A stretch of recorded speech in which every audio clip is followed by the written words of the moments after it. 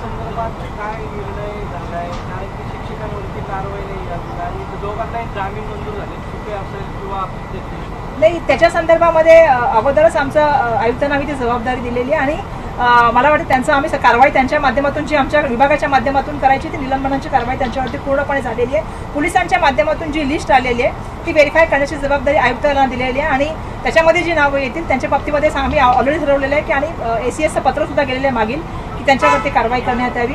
जे तुम्ही TETच्या बाबतीनंतर पुढची परीक्षा घ्यायची आमची होती जी त्याच कंपनीची एका लागणार होती म्हणून आपण ते कॉन्ट्रॅक्ट रद्द केलं आणि आता आपण 3 ज्या गव्हर्नमेंट कंपन्या ठरवल्या आहेत की MKCL किंवा TIS किंवा इतर आपली जी केंद्राची त्याच्या माध्यमातून ही TITची परीक्षा घेण्यासंदर्भामधला निर्णय आणि त्याची सध्या मुवमेंट GUED मध्ये ती फाईल आहे आणि येणाऱ्या काळामध्ये ती परीक्षा घेतली जाईल.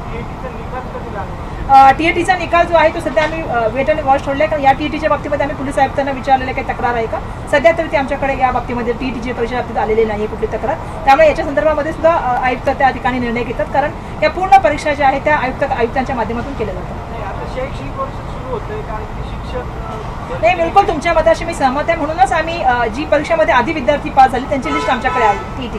आणि पुढची जी आमची ॲप्टिट्यूड टेस्ट होती ती आमची फेब्रुवारीमध्ये होणार होती परंतु ती आम्ही रद्द केली कारण ज्या वेळेला हा TETचा सगळा प्रकार समोर आला आणि मग त्याच्यानंतर कॅबिनेटने असा निर्णय घेतला की 3 कंपन्यांपैकीच कुठली तरी एका कंपनीला एक्झामिनेशनचं काम द्यायचं आणि त्याप्रमाणे आम्ही ती फाईल GUED मध्ये मूव्ह केलेली आहे की तिघांपैकी कोणाला द्यायचं काम आणि तिथून जर आमची फाईल आली तर त्याच्यानंतर आम्ही त्या परीक्षा घेणार आहोत.